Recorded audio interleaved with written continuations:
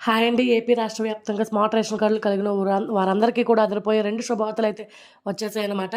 దీపావళి సందర్భంగా 2 అతి ముఖ్యమైన పథకాలు ప్రారంభించాలని చెప్పి ఏపీలో కూటమి ప్రభుత్వం అయితే నిర్ణయం తీసుకుందండి. ఈ 2 పథకాల ద్వారా మహిళలకి రూ. 18,000 అలాగే రూ. 13,000 ఖాతాలో జమ చేయబోతున్నారు. దీంట్లో అతి ముఖ్యమైన పథకం ఆడబిడ్డ నిధి పథకం.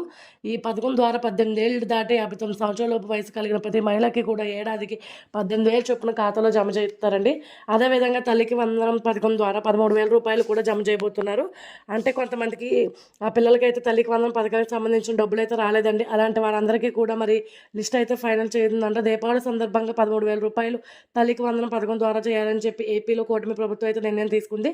దీనికి సంబంధించిన పూర్తి సమాచారం మీరు తెలుసుకోవాలనుకుంటే మీ దగ్గరలో ఉన్న గ్రామ వార్డు సచివాలయాల వద్దకు వెళ్ళి పూర్తి సమాచారం అయితే తెలుసుకున్నానండి. ఇలాంటి మంచి మంచి ఇన్ఫర్మేషన్ కోసం తప్పకుండా నా ఛానల్ సబ్స్క్రైబ్ చేయండి, లైక్ చేయండి, షేర్ చేయండి. Thanks for watching.